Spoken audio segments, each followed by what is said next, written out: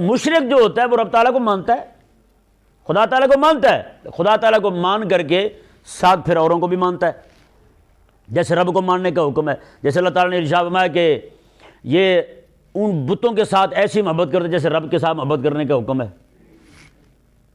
جیسے رب تعالیٰ کے ساتھ محبت کرنی تھی، انہوں نے بتوں کے ساتھ محبت شروع کر دی۔ اب یہ کو بندہ جیسی محبت رب سے کرنے کا حکم ہے ویسی محبت کسی اور کے ساتھ کرے تو اس شرک کو کہیں گے شرک فی المحبت۔ جیسی رب تعالیٰ کی اطاعت کا حکم ہے ویسی اطاعت کسی اور کی شروع کر دے، کسی مولوی کی، پیر کی، تو اسے کہیں گے شرک فی الطاعت۔ حکمران کی، لیڈر کی، پارٹی سربراہ کی اطاعت شروع کر دے، جیسی رب کی کرنے کا حکم ہے ویسی ان کی شروع کر دے۔ رب تعالیٰ کا حکم جیسے کہتے ہیں نا انوا، کوئی دلیل نہیں پوچھنی ہے جی، کوئی یہ نہیں دیکھنا کہ جناب علت کیا ہے، حکمت کیا ہے، کچھ نہیں پوچھنا۔ رب کا حکم آ گیا نماز پڑھنی تو پڑھنی ہے بس، رب تعالیٰ کا حکم آ گیا جہاد کرنا تو کرنا ہے بس، اس کے علاوہ کوئی بات نہیں ہے۔ اور جو بندہ علتیں پوچھے، حکمتیں پوچھے تو وہ تو پھر اپنی دنائی کو، فہم کو آگے رکھتا ہے نا۔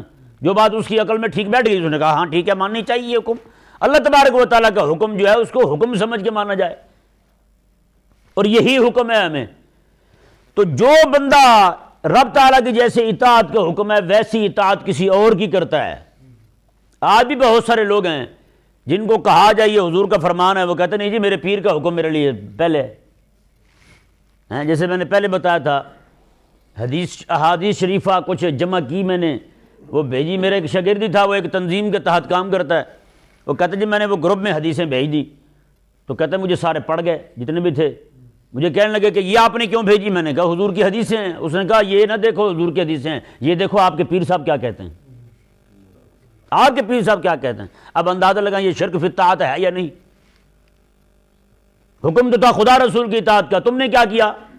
تم نے اپنے پیر کو بت بنا لیا ہے۔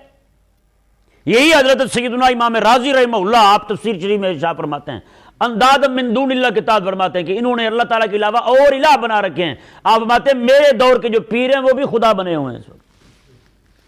بتائیں آج کے دور میں تو یہ بات کو کر کے دیکھے، پیروں کے چیلے پھاڑ نہ دیں گے، اسے چیر نہ دیں گے۔ میں حقیقت کہہ رہا ہوں، اس وقت اکثریت پیروں کی انہوں نے اپنے آپ کو خدا سمجھ رکھا ہے، اکثریت پیروں کی۔ وہ کہتے ہیں ہماری اطاعت ہو ہیں، ان کے آپ جائیں، ان کے مریدوں میں اکثریت جو ہے وہ نمازیں نہیں پڑھتے، پیر کو غیرت نہیں آتی۔ اگر وہی مرید پیر کا کہا نہ مانے تو پیر کی غیرت جاگ جائے گی۔ تو بتائیں پھر اس پیر نے رب سے بڑا سمجھ رکھا نہیں سمجھ رکھا اپنے آپ کو؟ رب تعالیٰ کے حکم سے بڑا سمجھ رکھا ہے اس نے اپنے آپ کو، ہیں جی۔ آستانے میں بندہ پڑا ہے، عمر گزر گئی، بوڑھا ہو گیا، نماز نہیں پڑھتا، پیر صاحب کہتے ہیں میرا وفادار ہے۔ میں نے کہا تیرے رب کا وفادار نہیں، تیرا وفادار کیسے ہو گیا؟ اندازہ لگائیں۔